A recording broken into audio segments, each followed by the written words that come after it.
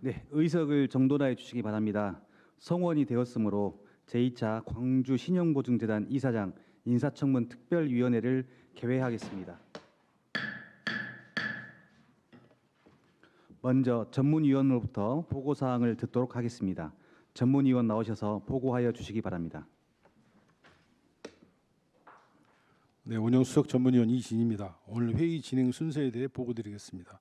광주광역시의회 기본조례 제41조의 규정에 따라 위원회는 전문 지식을 요하는 안건의 심사와 관련하여 필요할 경우에 학식과 경험이 있는 2명 이내의 전문가를 심사 보조자로 위촉할 수 있습니다.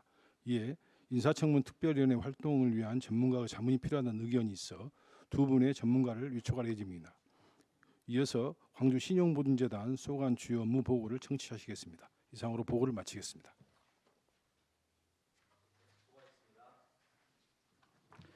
의사일정 제1항 광주 신영보증재단 이사장 인사청문 특별위원회 전문가 위촉의 건을 상정하겠습니다. 사전 간담회에서 논의한 대로 광주문화신협 고영철 이사장님과 전 농협은행 광주영업부 김선윤 부장님을 우리 위원회 활동을 지원할 전문가로 위촉하고자 하는데 다른 의견 있으십니까? 네, 그럼 다른 의견이 없으므로 바로 의결하도록 하겠습니다. 의사일정 제1항 광주 신용보증재단 이사장 인사청문 특별위원회 전문가 위촉의 건을 원하는 대로 의결하고자 하는데 다른 의견 있으십니까? 다른 의견이 없으므로 제1항은 원하는 대로 가결되었음을 선포합니다. 그럼 잠시 우리 위원회 운영에 필요한 자문을 해주실 전문가 위촉식을 하겠습니다. 전문가께서는 회의장으로 입장하여 주시기 바랍니다.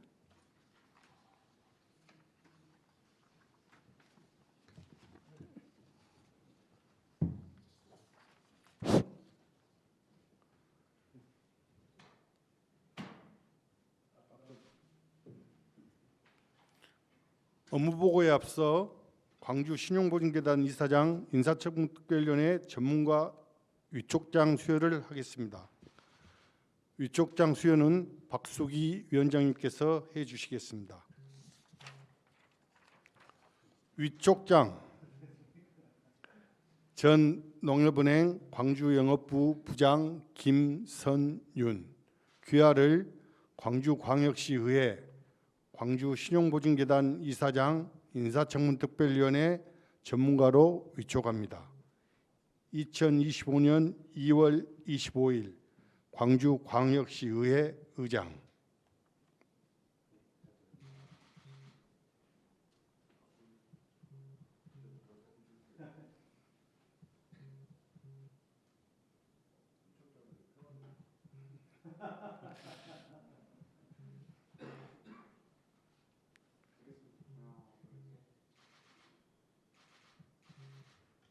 이상으로 위촉식을 마치겠습니다.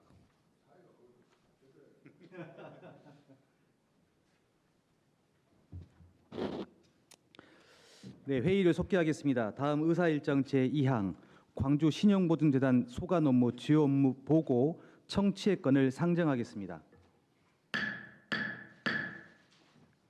광주 신용보증재단 김귀남 이사장님 나오셔서 보고하여 주시기 바랍니다.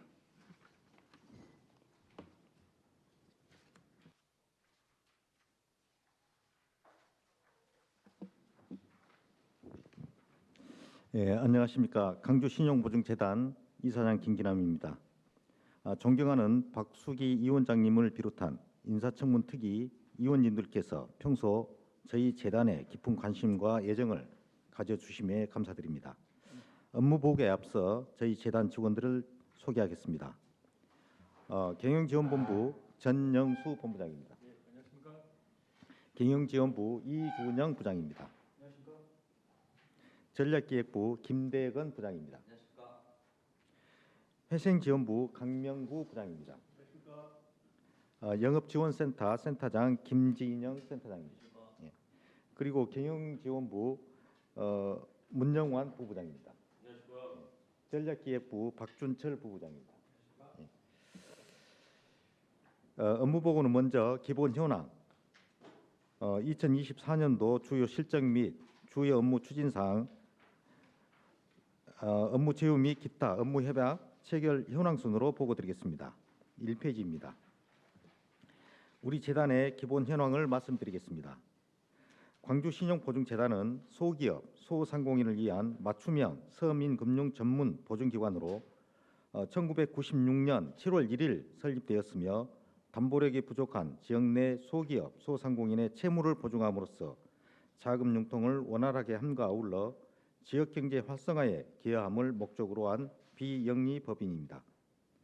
재단의 주요 업무로는 기본 재산 관리, 소기업, 소상공인의 신용 보증 지원, 신용 조사 및 신용 정보의 관리, 사업체의 경영 합리화 지원을 위한 경영 지도, 구상 채권 관리 등이 있습니다. 다음 2페이지입니다. 우리 재단의 조직은 2본부, 3부, 6지점, 1센터로 구성되어 있으며 정원은 65명이나 현재 63명의 임직원이 근무하고 있습니다. 2020년 3월 송정지점 개설 이후 2021년 3월에 코로나 특례보증 공급 확대에 따른 사후관리 등 업무량 급증에 대비하고자 영업지원센터를 개소하였습니다. 다음 3페이지에서 6페이지까지 부서별 분장 사무는 자료를 참고해 주시면 감사하겠습니다. 다음 7페이지입니다. 2024년도 주요 실적을 말씀드리겠습니다. 먼저 기본재산 조성을 위한 출연금 확보 실적에 대하여 말씀드리겠습니다. 재단의 출연금은 정부 및 광주시 자치구 출연금과 금융기관 법정 출연금 및 기타 임의 출연금으로 구성되어 있습니다. 2024년도 출연금 조성 실적은 정부 출연금 3억 원, 광주시 54억 원, 자치구 8억 원, 금융회사 226억 원으로 총 291억 원을 조성하였습니다. 재단의 누적 출연금은 재단 설립 이후 총 3,106억 원으로 작년 12월 말을 기준으로 정부 13.7%, 광주시 35.1%, 금융회사 46.3% 등의 비중을 보이고 있습니다.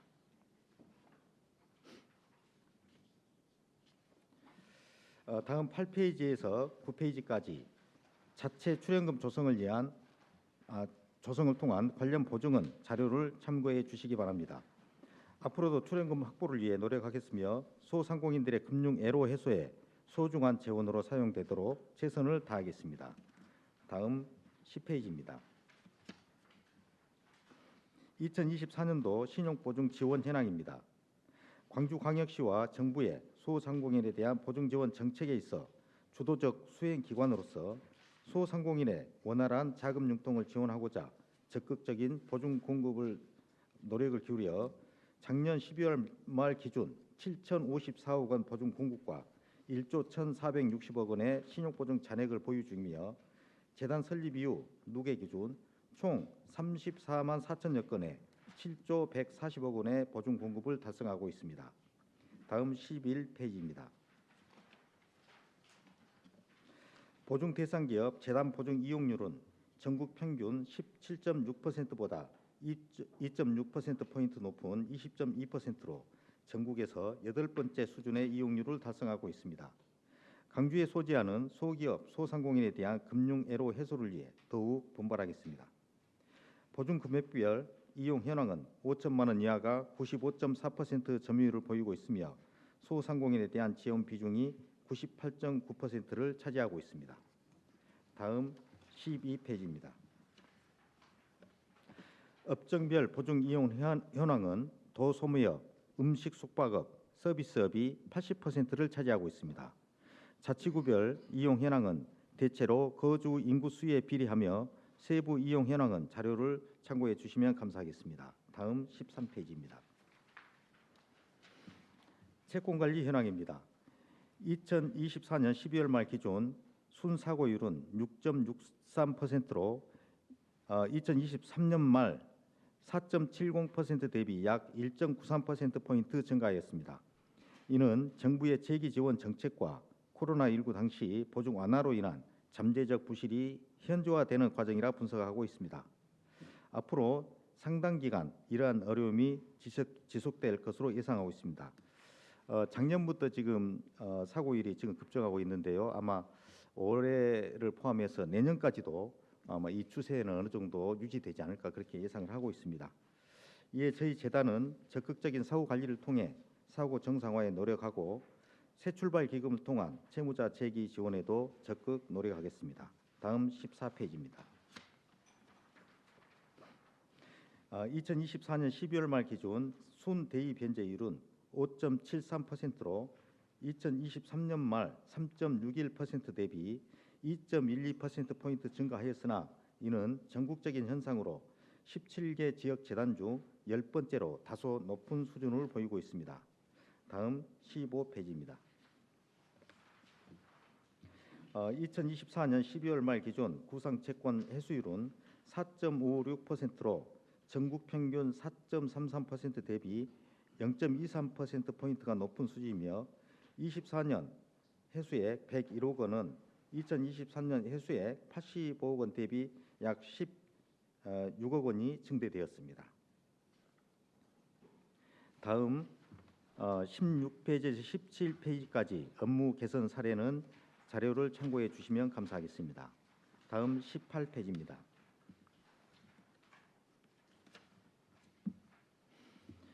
(2024년도) 주요 업무 추진 사항에 대해 말씀드리겠습니다. 먼저 출연금 조성 현황입니다. 앞서 보고한 7페이지와 중복된 면이 없잖아 있습니다만 재단은 보증 재원을 확충하고 재단의 재무 건전성을 제고하고자 출연금 유치를 위해 노력한 결과 2024년 출연금 조성 실적은 291억 2천만 원이며 목표 216억 2천만 원 대비 34.7%포인트 초과 달성하였습니다. 다음 19페이지입니다. 신용보증 지원 확대 관련입니다. 2024년 우리 재단의 신용보증 공급 목표는 6,585억 원, 신용보증 잔액 목표는 1조 2,300억 원으로 설정하였고 12월 말 기준으로 보증 공급 7,054억 원, 목표 대비로는 107.2%입니다. 보증 잔액은 1조 1,460억 원으로 목표 대비 94.1%를 달성했지만 보증 잔액은 다소 목표에 미달된 실적입니다. 이는 매월 우리 광주 같은 경우는 분할 상환을 지금 하고 있습니다. 그 1년 거치 거의 4년 분할 상환 그러다 보니까 매년 분할 상환이 되다 보니까 보증 잔액의 약 20% 정도가 매년 이렇게 매년 상환되는 그런 것들을 보이고 있고요. 또 한 가지는 대입 변제가 좀 급증해서 보증 잔액이 조금 줄어든 그런 요인이 있습니다. 다음 19페이지 하단에서 20페이지까지입니다.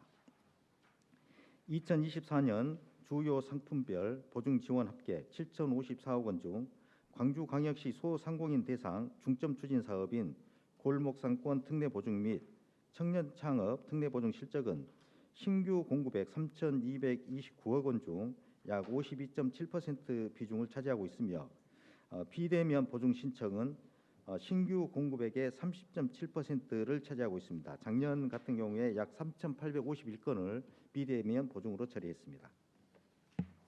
다음 21페이지입니다. 소상공인 종합 경영 지원을 지속적으로 확대 시행 중에 있습니다. 재단의 종합 경영 지원 사업을 통해 우리 지역 소상공인의 창업 성공 및 경영 안정화를 제고하기 위해 160건의 경영 분석 및 마케팅 등 경영 컨설팅을 실시했고 100건의 권리보호 및 세무 경쟁력 확보를 위해 경영 자문을 수행하였습니다.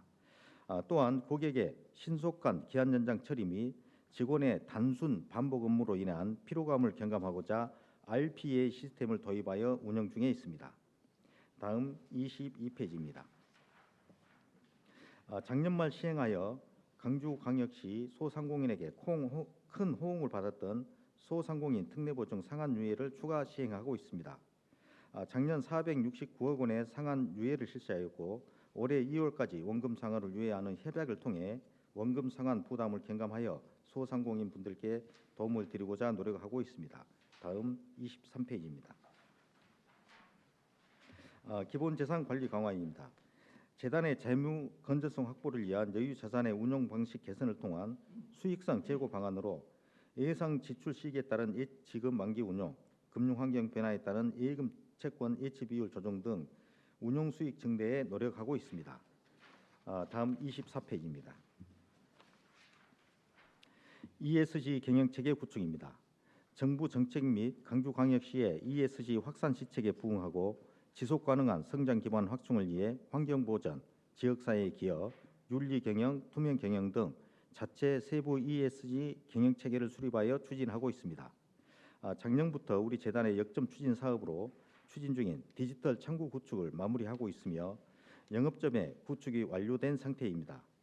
금년 하반기부터 전면 활용할 예정이며 고객이 종이 서류 없이 디지털화로 연간 A4 용지 약 200만 장의 종이를 절감할 수 있을 것으로 예상됩니다. 또한 재단 임직원들은 지역사회 나눔 가치 확산을 위해 봉사활동 참여 및 기부활동에 적극 동참하고 있습니다. 다음 25페이지입니다. 채권관리 부서의 전문화 및 효율화를 위해 노력하고 있습니다. 채권관리 업무는 고도의 전문성을 요하는 부분으로 해당 업무 경력자를 우선 배치하여 전문성을 갖춘 채권관리 업무에 매진하고 있으며 경제 상황, 정부 정책 등의 환경 변화에 발빠르게 대응하기 위한 핵심 부서 간 통합적 연계 체계를 구축하여 운영하고 있습니다. 다음 26페이지에서 34페이지까지 업무 제휴 및 협약 체계를 현황의 세부 내용은 자료를 참고해 주시면 감사하겠습니다. 업무 현황 보고서 외에 2025년 신용보증 공급 목표를 2024년 6,580억 원에서 103%인 6,794억 원으로 설정하였습니다. 특히 2025년 강주광역시 소상공인 특례 보증을 전년도보다 1개월 앞당긴 지난 1월 24일 시행하여 2월 21일 현재 약 300억 원을 공급하는 등 보증 지원에 최선을 다하고 있습니다. 끝으로 저희 재단이 우리 지역 소기업 소상공인들에게 적극적으로 보증 지원을 하고 있음에도 불구하고 고금리, 고물가로 여전히 경영난을 겪고 있는 소상공인들이 많습니다. 미처 지원받지 못하였거나 추가 자금이 필요하여 경영난에 처한 소상공인들이 운영자금을 적기에 지원받아 사업 운영에 도움이 될 수 있도록 금융 안전망 역할을 충실히 수행하는 보증재단이 되도록 최선을 다하겠습니다. 감사합니다.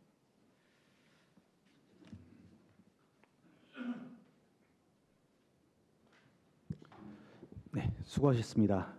보고받으신 내용에 대해 궁금한 사항 있으시면 질의하여 주시기 바랍니다. 네, 이명노 의원님. 네, 반갑습니다. 이명노 의원입니다.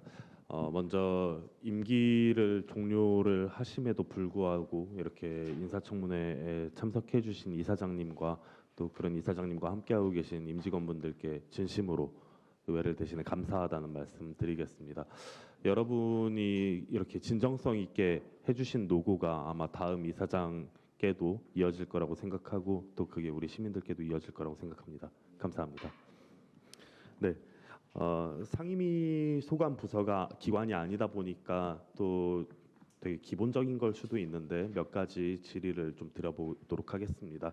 4가지 정도 될 텐데요. 먼저 첫 번째, 이번 인사청문회에 관련된 좀 총괄적인 그런 질의가 될 수 있겠습니다. 우리 인사청문 특위가 보시다시피 이렇게 가동이 됐습니다.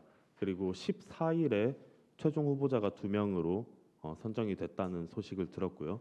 당초 21일까지 내정자를 선정을 하기로 했는데 그 선정이 지금 안 되고 있는 걸로 알고 있습니다. 혹시 재단 내에서 이해하고 있는 지금 상황에 대한 내용 있나요? 예, 마이크 켜주시고요. 예. 지금 그 부분에 대해서는 저희들이 별도로 그렇게 파악하고 있는 것이나 그런 건 없습니다. 네, 소관 부서에서 지금 같이 배석해 있나요? 예, 네, 답변석으로 나와주시겠어요?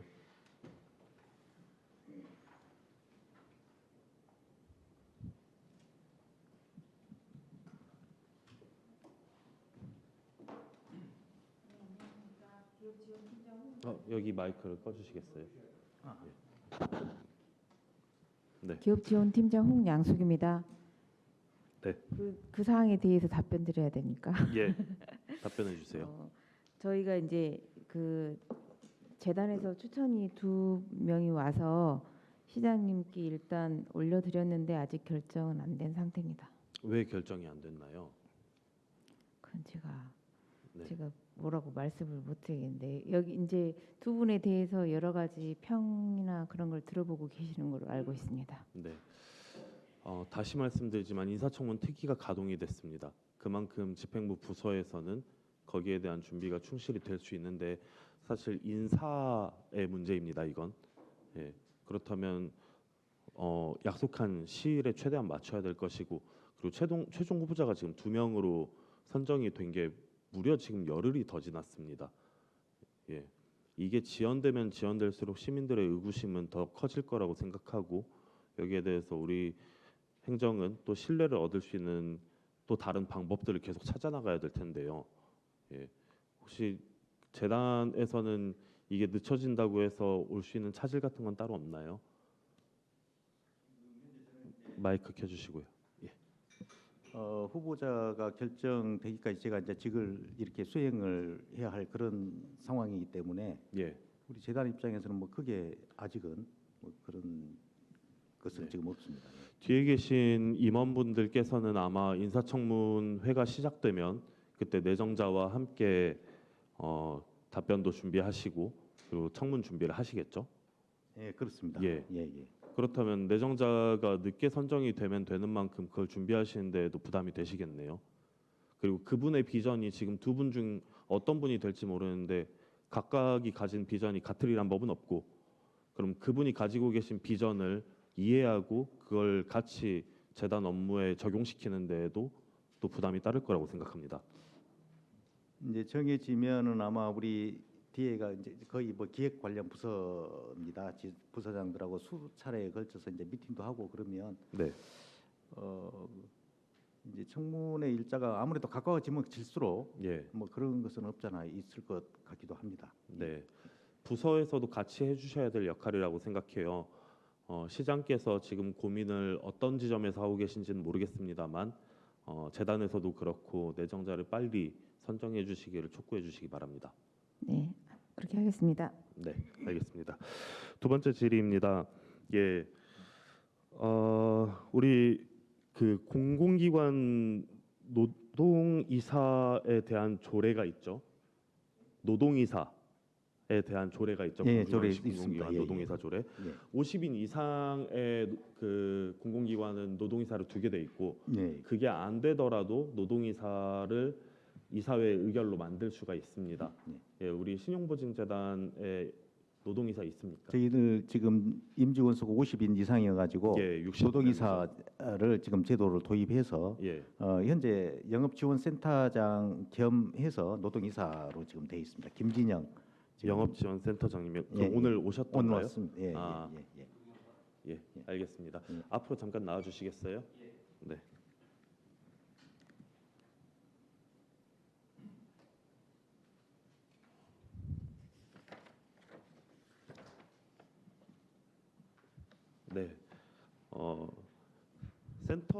센터장님이시죠? 예. 마이크 켜주시고요. 그 노동이사와 겸직을 하는데 부담이 좀 있으시겠어요. 사실 그 역할도 굉장히 막중한 역할이라고 생각하는데요. 이제 저희 영업지원센터가 지금 대변제 업무하고 사고 업무를 하고 있는데요. 네. 최근에 사고 처리나 대변주가 많이 밀려오고 있습니다. 예. 그러나 아마 직원들이 어떻게 보면 합심해서 네. 최대한 간소화시키고 해서 최대한 노동이사 겸직으로 해서 열심히 하고 있습니다. 네. 예. 작년에 노동 관련된 고충이 있었죠. 재단 내 근로시간 관련해서. 예, 맞습니다. 예. 그 부분 어떻게 잘 소강이 됐나요? 합의가? 지금 집행부하고 예. 계속 협의 중에 있는 걸로 알고 있습니다. 네. 예. 근로자들께서는 어떻게 생각하시나요? 노동이사 입장에서. 제 입장은 이게 어떻게 보면 제가 노동자 대표라면 예. 어떻게 보면 저희 노동조합장도 있고 예. 그다음에 지금 협의해서 하고 있는 부분인데 네. 직원들 입장에서는 이게 민감한 내용입니다. 그렇죠. 예. 그러다 보니까 쉽게 해결이 안 되는 부분이 많이 있습니다. 예. 이사장님께 여쭤볼게요. 그 재단에서 탄력 근무제를 도입해 볼 좀 의지나 고민은 안 해보셨나요? 지금 그 예. 부분에 대해서도 사실 이제 우리 직원들은 이제 최고의 그걸 복지로 지금 생각하고 있어요. 네. 근데 근로자 과반수 이상의 동의가 꼭 필요한데 예. 그래야 취업 규칙 변경이 되고. 네. 근데 지금 요즘 그 아무래도 워라밸을 중시하는 그런 사회 분위기라든가 특히 또 우리 젊은 친구들도 이 부분에 대해서 참 그 과반수 이상의 동의를 받기가 상당히 어렵습니다. 그래서 예.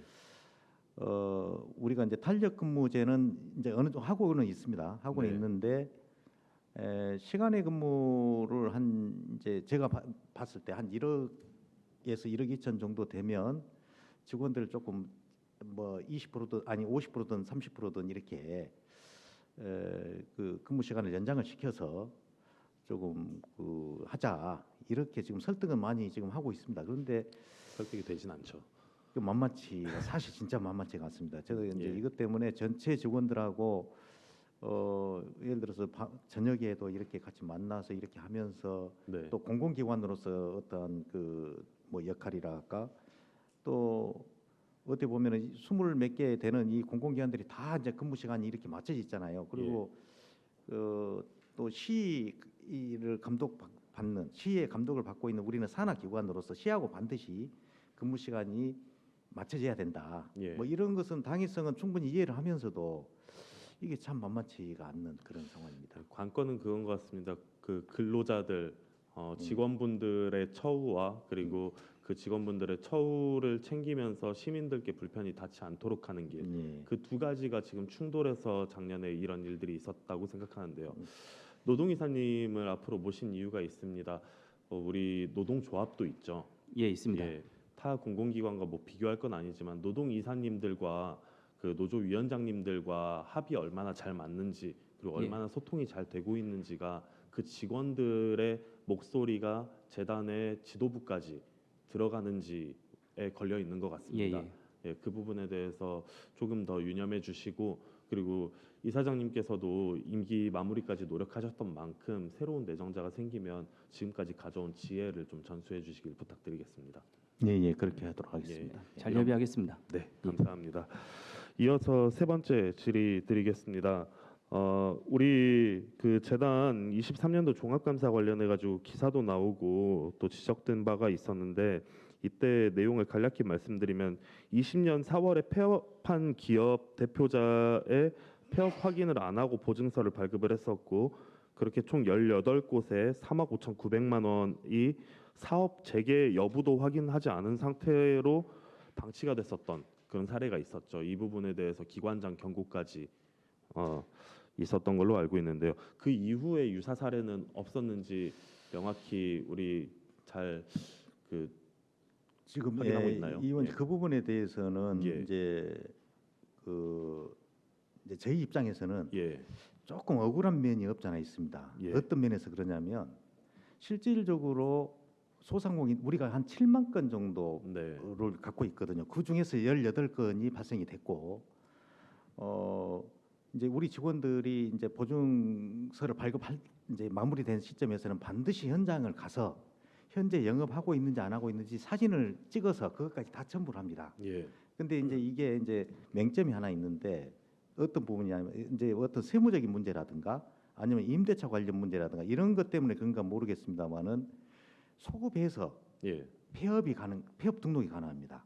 소급해서 폐업. 예. 그래서 현재 오늘 이제 장사하고 있고 대출 받은 다음에 나 한 2달 전에 폐업했습니다. 그래갖고 2달 전에 폐업 신고를 하면 예. 2달 전에 폐업한 것으로 거기 세무서에 등록이 됩니다. 그래서 이것은 우리 강주신용보증재단의 문제만 아니고 예, 전국적인 그런 것이거든요. 예, 전국적인 그런 것이고 그래서 이제 이런 부분에 대해서 우리가 마치 도덕적으로 뭔가 해이해져 가지고 그 사람들하고 뭔가 이렇게 그 짬짬이를 해서 한 것이냐 이렇게 있는데 그때 감사 나왔을 때도 예. 엄청 그 부분에서 설명을 하고 직접 세무서에 전화까지 연결해 가지고 설명해 주도록 해서 네. 이해는 다 하면서도 그렇게 감사 지적을 했거든요. 그러면 그 그런데 감사 이제 결과만 보고 말씀을 드리기에는 조금 무리가 있는 부분이에요. 예, 그렇습니다. 예. 그래서 이 부분에 대해서는 아직도 그 국세청의 시스템 자체가 그렇기 때문에 네, 언제든가 또 발생이 될 수 있는 네. 그런 것입니다. 네, 그러면 그 시스템상에 조금 결함이 있는 걸로 보이는데 우리 자체적으로 이걸 해결할 수 있는 방안은 없나요? 이제 어떤 분이 현재 네. 장사하고 있는 것처럼 되고 또 신용카드 매출이라든가 이게 다 이미 발생되고 있음에도 불구하고 예, 소급해서 폐업 신고를 해버리면 네, 나중에 보면 우리 보증서 발급 전에 이미 폐업한 업체다. 예, 나중에서 우리가 파악할 수 있기 때문에 네, 그래서 이 부분에 대해서는 지금 저희들이 수시로 지금 뭐 매 분기 정도 예. 워낙 건수가 많으니까요. 매 분기 정도는 지금 체킹을 지금 하고 있습니다. 예. 음. 거기에 대해서 제한하는 조건 같은 걸 우리가 미리 명시를 할 수 있는 방법은 없을까요? 그런데 이 부분에 대해서는 이제 감사 나왔을 때도 이 사람들을 사기로 그러면 고발을 해갖고 막 해라 막 이런 예. 건데 그게 하나의 또 그게 또 성립도 안 되더라고요. 아, 그래요? 예, 저희들이 법률적으로도 많이 검토했거든요. 네, 또 그분들 중에서는 어떤 분들은 정말 못 갚아가지고 대리변제한 업체도 있고 예, 아니면 꾸준히 또 상환을 하고 있는 사람들도 있고 뭐 그렇습니다. 그리고 제도적으로 또 폐업자들한테는 우리가 브릿지 보증이라고 해가지고 보증서를 예, 대환해가지고 하는 또 제도가 따로 있거든요. 예, 그래서 이 부분은 저희들이 하여튼간에 뭐 평소에 뭐랄까요 그분들을 대화를 통해 상담을 통해서 네, 이렇게 해 갈 수밖에 없지 않느냐 그런 생각이 듭니다. 아까 또 말씀드렸다시피 예. 우리가 7만 건 중에 18건이기 때문에 네. 그렇게 막 의도적으로 막 한 분들이 그렇게 많지는 않은 편입니다. 예. 예. 일단 지금 이제 우리의 업무 체계 안에서는 최대한 고객들을 더 자주 예, 만나고 자주 소통할 수밖에 상담하고 없을 것 대화하고 같습니다. 이런 걸 통해서 예, 그런 것들을 좀 방지할 수밖에 없는 그러나 의도적으로 이 보증서를 발급받고 나서 소급해서 폐업해 버린다. 그것은 우리가 막을 수 있는 그런 것들은 아닙니다. 네. 이게 제도적으로 시스템적으로 중앙부처에서 뭔가 개정할 수 있는 법령이나 이런 게 있다면 예. 그 부분에 대해서도 우리 재단에서 그 고민한 부분들 충분히 잘 전달해 주시기 바랍니다. 예, 예, 그렇게 이 전국적인 문제라면 그만큼 더 해결해야 될 필요도 더 큰 부분이라고 생각하고요. 네, 마지막 질의입니다. 우리 재단의 보증 한도가 지금 5천만 원이죠, 기본은. 예? 예, 보증 한도 5천만 원. 예, 지금 그 특례 보증에 대해서는 그쵸. 2개 기준으로 한 1억 5천까지 지금 아 예, 그래요. 그렇게 하고 있습니다. 이제 금년도 예를 들어서 공물목사 금년도 거는 5천만 원. 예, 예. 그러나 작년 것도 또 잔액이 남아 있고 그럴 거 아닙니까? 예, 재작년 예. 것도 남아 있고 그래갖고 누계 기준으로 1억 5천. 누계 예, 기준은 예. 1억 5천이고 예, 한 해당 지금 예, 5천만 예. 원인 거죠. 그렇습니다. 예, 이거 예. 보증 상품 홈페이지에 나온 거 보니까 5천만 원 이내로 돼 있는데 예. 여기에 대해서 우대 한도가 있나요? 뭐 우대 한도라기보다는 특례 보증 같은 경우는 크게 뭐 불량 거래라든가 뭐 이런 예. 거 뭐 걸려 있지 않으면 저희들이 그 한도 사정이라든가 예. 이런 것들을 아주 뭐랄까요 거의 이제 생략한다 할까요? 네. 뭐 그런 쪽으로 지금 하고 있기 때문에 예. 특례 보증 한도 내에서 받을 수 있는 분들은 이미 우리가 우대하고 있다고 이렇게 볼 수가 있을 것 같습니다. 예. 그러니까 그 한도 자체가 이미 최대한으로 예. 우대를 해서 드리는 거라 이 그렇습니다. 말씀인 예. 거죠. 예, 그럼 업종별 한도 차등도 없는 거죠? 예. 예, 업종별로 없습니다. 예. 그래서 좀 질의를 드리는데요. 그 특이사항을 보증 상품 내용에서 보면 관광사업자 등 여행업 영위사업자 50억 원 우선 배정 및 한도 우대라고 나와 있어요. 네. 이건 그 업종별 차등이 있다고 해석되는 것처럼 보이고 예. 그리고 마치 기존에 있는 한도액보다 한도 우대가 있는 것처럼 보이거든요. 지금 예. 아무래도 이 앞전 이제 그 제주항공 그런 네. 사태로 해서 관광업자들이 워낙 힘든 그런 상황이기 때문에 예. 우리가 지금 특례 보증이 시 골목상권 특례 보증이 1,700억입니다 올해. 네. 상반기 때 1,000억이고요. 그런데 예. 그 중에서 50억 원 정도는 최대한 그분들한테 좀 이렇게 배려를 좀 한 게 좋겠다. 이런 이번 참사 이후로 만들어진 특이 사항인 이 거죠. 부분 강주시 골목상권 특례 보증 그거 있고요. 네. 그 다음에 작년에 농협은행하고 신보재단 중앙회하고 또 이 협약된 것이 하나 있습니다. 예. 영세 관광 업자에 대해서 네. 예, 그 부분은 또 따로 저희들이 또 지원이 지금 되고 있습니다. 예.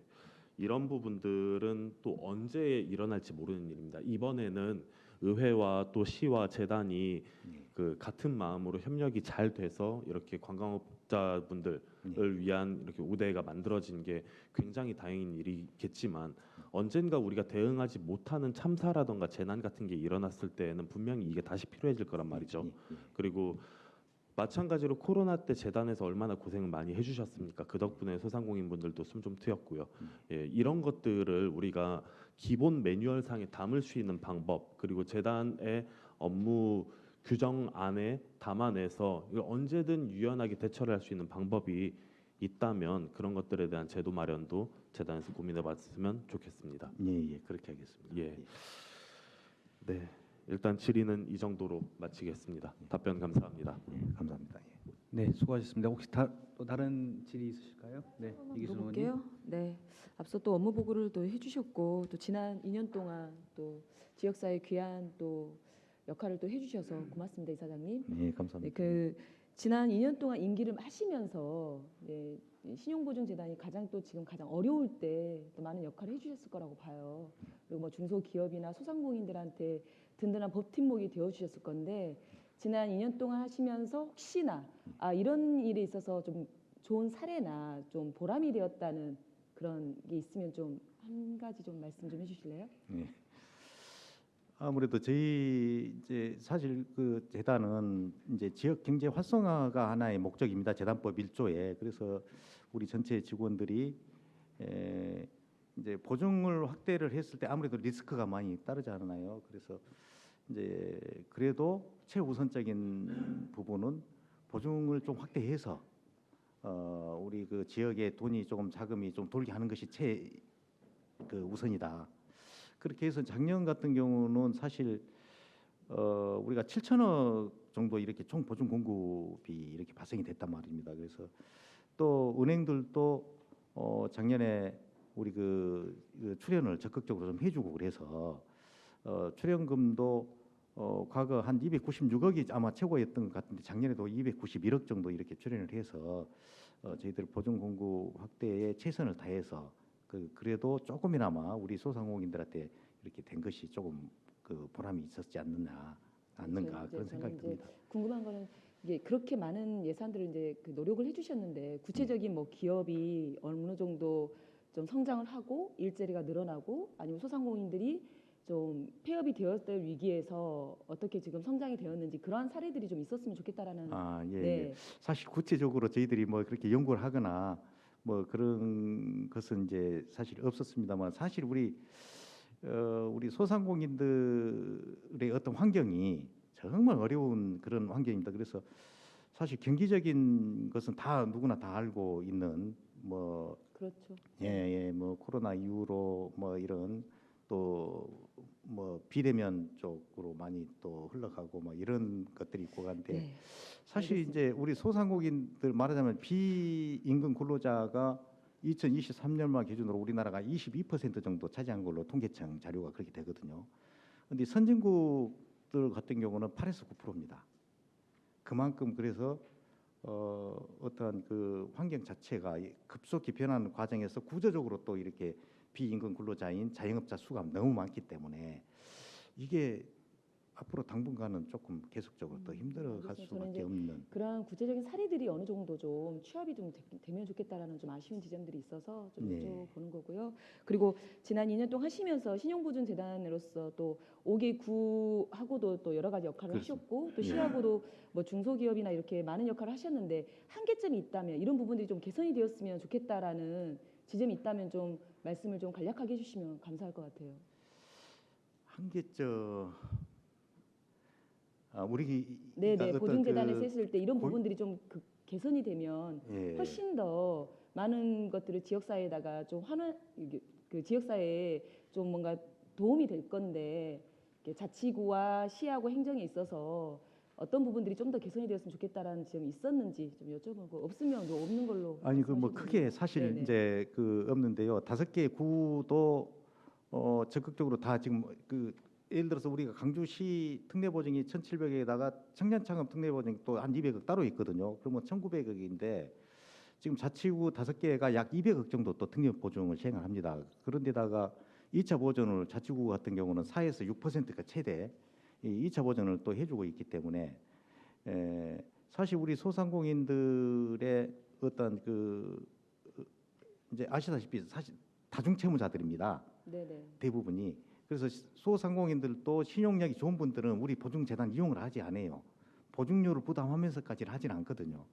그리고 그렇게 이제 무이보 신용도 받고 또 일반 자기가 갖고 있는 담보도 제공하고 그것도 안 됐을 때 우리 재단으로 네네. 저 오는 그런 것들이거든요. 그래서 아무튼 그 소상공인들에 대해서 우리가 우리 보증재단을 이용하고자 할 때 이런 특례 보증 외에도 일반 보증은 얼마든지 가능합니다.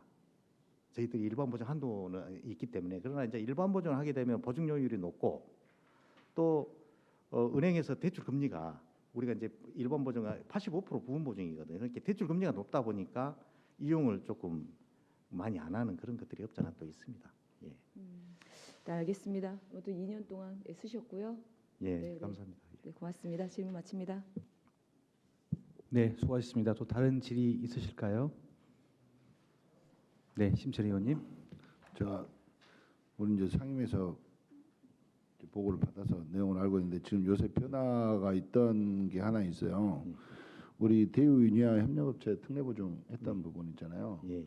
근데 지금 여기가 그때 부도 나서 이 우리가 특례보증을 시행했는데 요즘에 이제 그 특수목적법인 SPC 법인 설립해서 지금 대우 유니아 그룹 자체가 인수가 됐단 말이에요.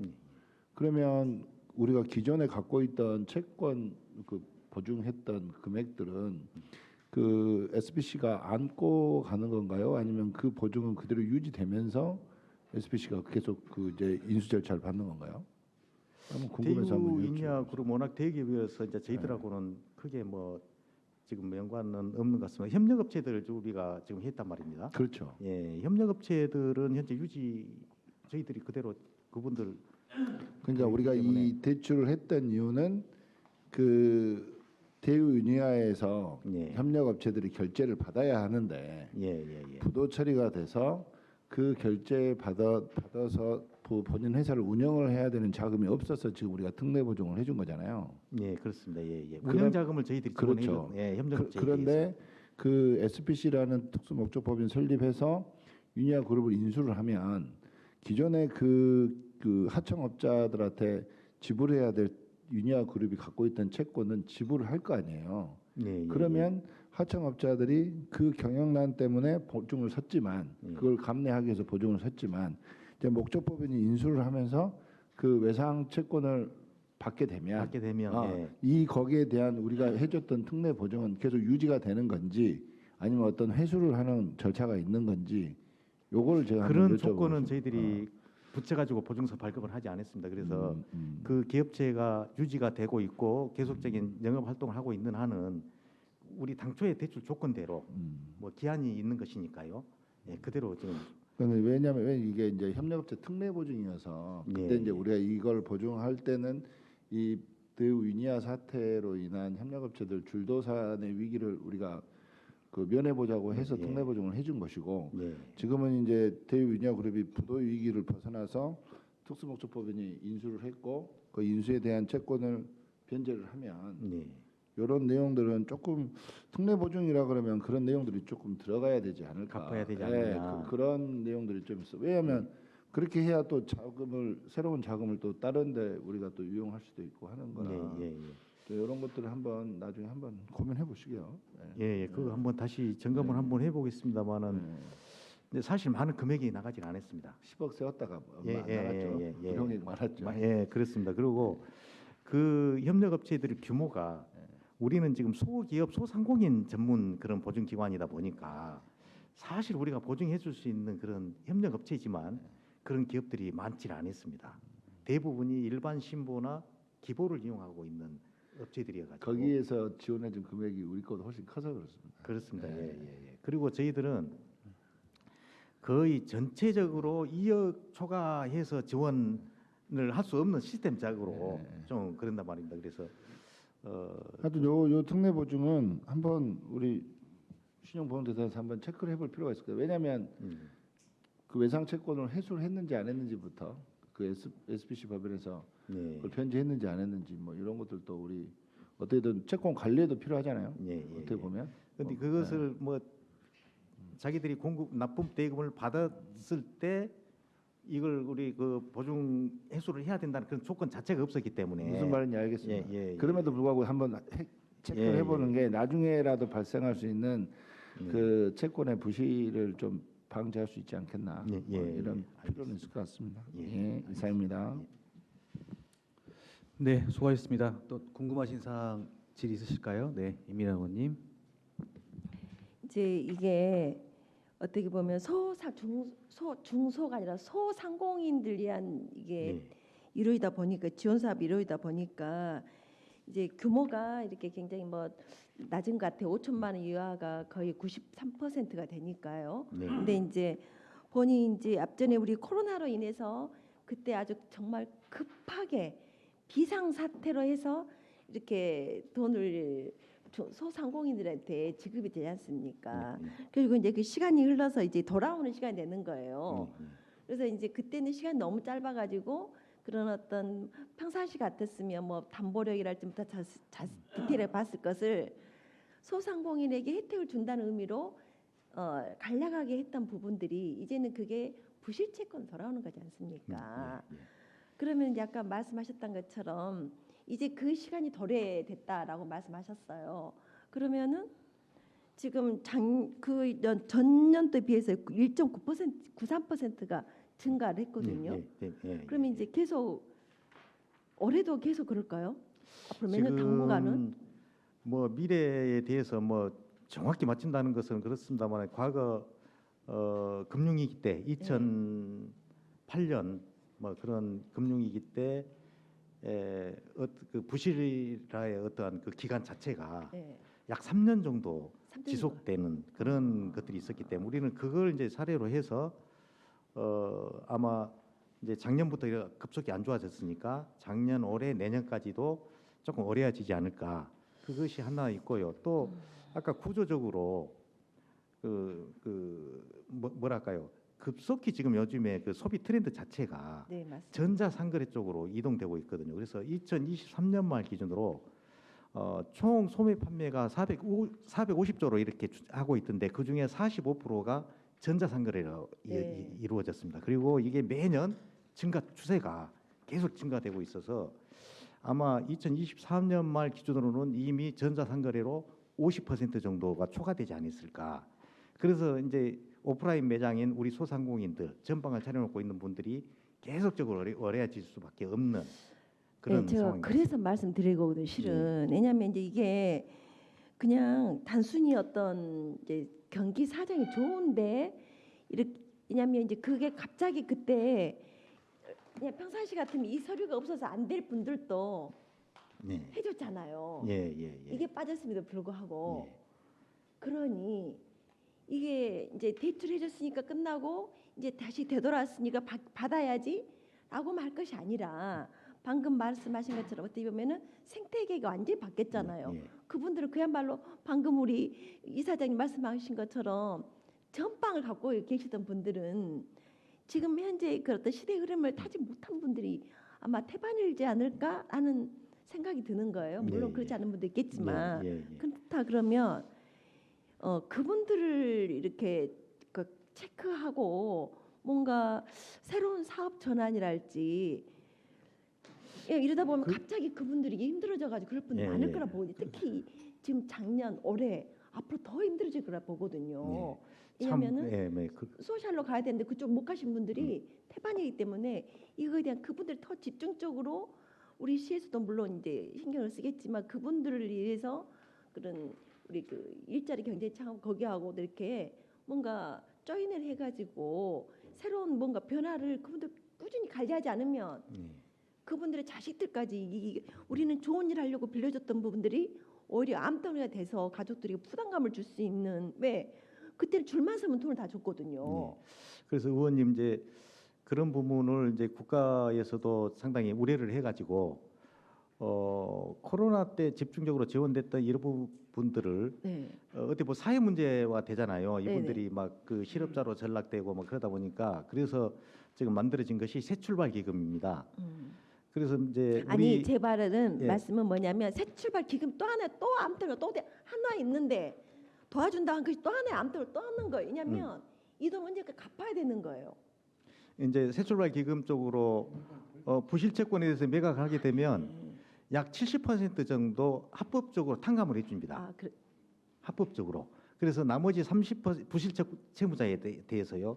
이게 70% 정도는 뭐 이걸 불량거래로 등록을 한다거나 그것을 나중에 갚으라 한다거나 그런 거 없습니다. 아 탕감을 해준다. 예. 근데 탕감을 하는 것도 제가 말씀드린 것은 탕감하는 것도 그렇잖아요. 그러면은 그때 돈 빌려잡고 열심히 일했던 분들은 그렇잖아요. 그런 그러니까 부분은 없잖아 있습니다. 그래서 그 이제 물론 국가에서 이렇게 하더라도 우리 시에서는 그분들을 이렇게 집중 관리를 해서 예. 뭔가 새로운 파도를 탈 수 있는 전환의 기회를 만들어 주는 게 그 자체적으로 거기에서도 교육 프로그램이랄지 그분들에게 또 하나의 전환할 수 있는 터닝 포인트를 만들 수 예. 있는 기점을 필요한다 생각하는 거예요. 예. 저희들이 그 프로그램이. 재기 지원 활동으로 해서 폐업자라든가 이제 재창업 특례 보증이라든가 뭐 이런 보증 제도가 있어요. 그러면 저희들이 그 교육을 시킨 다음에 또 우리 교육 시스템에 참여한 분들에 대해서 이렇게 하는 그런 제도가 좀 있습니다.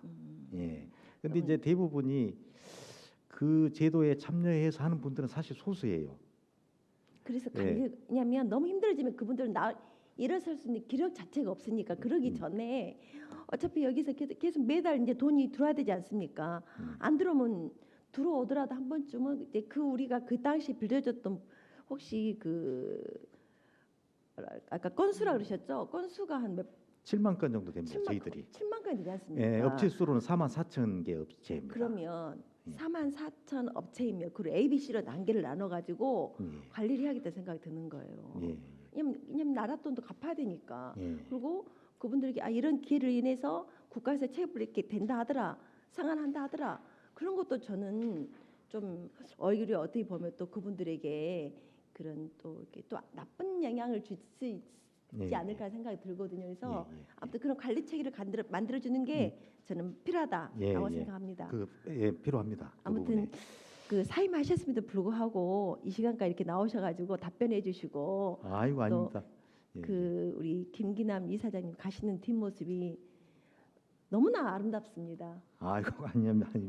아 정말 우리가 예, 상임위 예, 때도 그때 제가 말씀을 드렸었는데요. 아 너무나 뒷모습이 많은 분들에게 기감이 될 것 같습니다. 아이고 아닙니다. 과찬 감사합니다. 맞습니다. 예. 네 이상입니다. 네, 수고하셨습니다. 혹시 다른 또 질의 있으실까요? 네. 네, 몇 가지만 물어볼게요. 업무 보고서 12쪽에 보면은 뭐 이게 보증 이용 현황을 좀 봤어요. 그랬더니 제조분 현격이 낮구만요. 예? 저 보증 이용 현황을 봤다. 12쪽에 보면은 예. 일반업에서는 보통 20% 후반대인데 그 제조업만 4.8%예요. 예. 제조업이 이렇게 이용 현황이 낮은 이유는 특별한 이유가 있습니까? 아까 우리 대우 이니아 때 이제 언급을 했습니다마는 저희들이 이제 소기업 원래 이제 여기에 있는 보증 대상은 중기업까지 다 들어가 있습니다. 그리고 제조업을 영위하고 있는 업체들이 우리 신용보증재단을 이용할 수 있는 범위를 조금 초과한 기업들이 많습니다. 대부분 이제 그 신보나 기보를 이용하고 있는 분들 이런 분들이 많기 때문에 제조업이 이렇게 낮게 그래요. 그런 이유다. 그리고 방금 우리 임유란 의원님이 질의하셨는데 지금 부실 채권이 지금 현격히 증가하고 있어요. 그렇습니다. 예. 전국 평균보다 상위 수치고 그러는데 이게 경기 침체로 오는 이유입니까? 그 경기 침체로 오는 거예요? 그 사업장들이 문제가 있어서 이렇게 오는 거라고 생각합니까?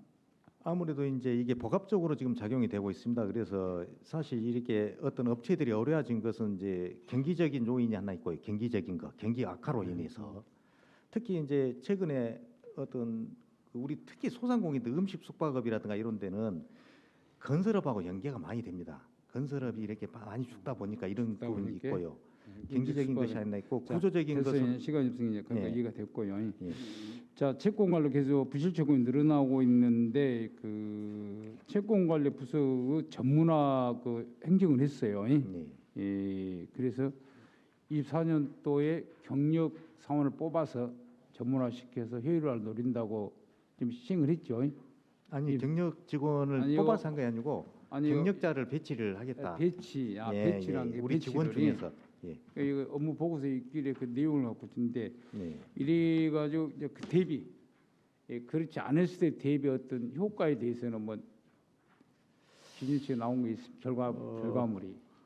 실은 이제 우리 재단의 지금 직원 외에 그 신용 정보 회사 두 군데 또 이렇게 위탁을 좀 줘가지고 간단히 이게 예. 지금 부실 채권이 늘어나고 있어요. 지금 예. 그렇죠. 그러니까 예. 채권 관리 부서 전문화 효율화를 위해서 24년 1월 1일자로 그 부서에는 전문직 예. 경력이 많은 사람 배치를 했는데 예. 자 지금 채권 부실 채권 늘어나고 있고 그래서 그 전에 했던 행정 기준하고 그 24년 1월 1일자로 전문화를 시켜서 배치를 했더니 그 효과에 대해서 대비 예. 어떤 그런 결과물이 있으면 얘기를 좀 해주시는 거예요. 24년 말 대비 그 전에 지금까지 예. 아니 그 24년 1월 1일부터 채권관리 부서 전문화를 효율성 높이기도 했어요. 그렇게 예예예예. 24년 말까지 통계가 있을 거 아닙니까? 예. 그 대비 그런 업무 전 대비해서 어떤 변화의 어떤 수치라든가 뭐 결과물 아까 있으면 얘기를 그 해요. 저희들이 지금 이렇게 구상채권이나 특수채권 회수가 101억 원으로 제가 지금 보고했던 것으로 기억이 되거든요. 전년 2023년 대비 약 18억 원 정도 추가 추가로 해수가 됐다. 어떤 효율성이 있었다.